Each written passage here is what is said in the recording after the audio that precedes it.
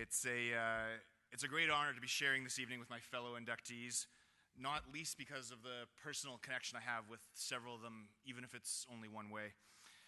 I was a tremendously average racket sport player at the Winnipeg Canoe Club through my middle school years, and while Archie would have no reason to remember me, I certainly remember him and his coaching.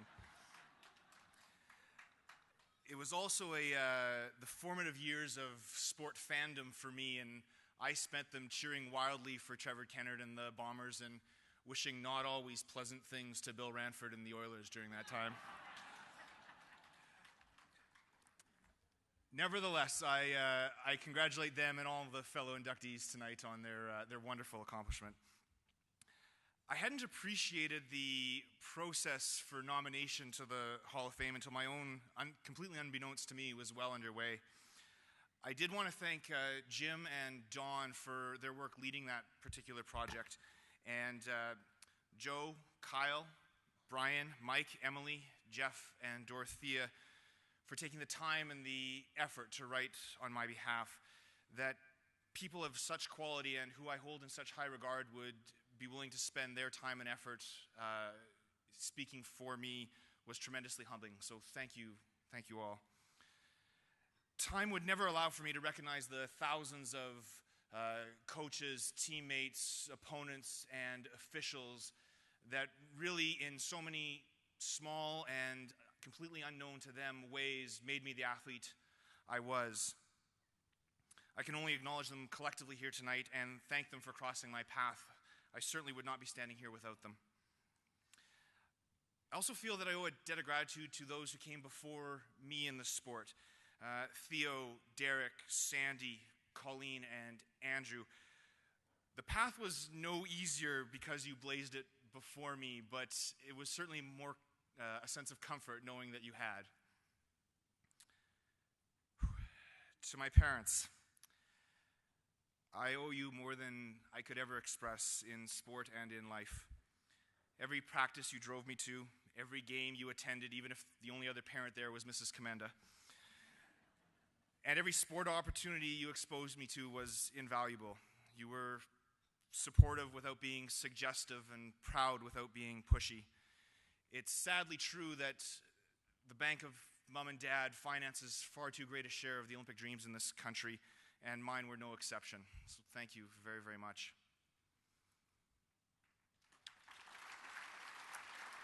It doesn't get easier here. Just wait a minute.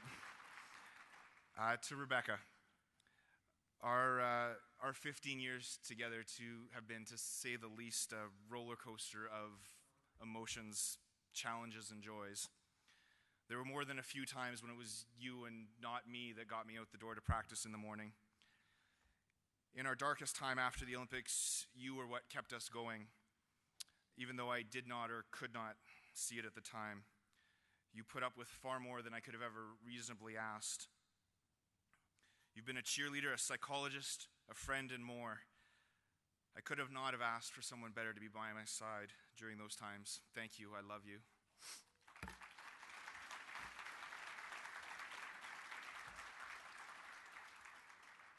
Nikki and Sam, so much of what we're talking about today happened before you were ever born, but it's a part, and only a part, of who you are.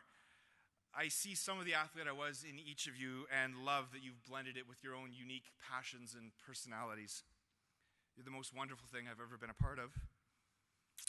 I love you both very much, and your being here makes the night so much more special.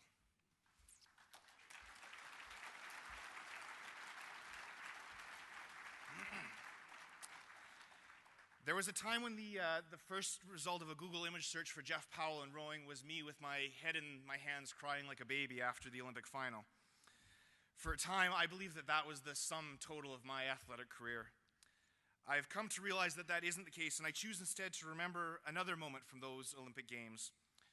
One of the things that I am most proud of is that after a race that any objective observer would have labeled a raging tire fire, not one of my teammates even hinted that any individual was responsible for the blame. Just as we'd been collectively successful, collectively we shared responsibility for the failure. One of my teammates and friends was asked how, when there would have been every emotional reason to lash out and pin the loss on somebody else's failing, we were able to remain united. His response was to explain that if in 15 years one of the 9 of us was to call him and say, "I need some help," his reply would certainly be, "Okay, I'll be there in 15 minutes." I share this because the bonds of that strength, I think, are rare today, and all the more precious because of it. Sport clearly has the power to create deep relationships of that type, the type that that support communities far beyond the field of play.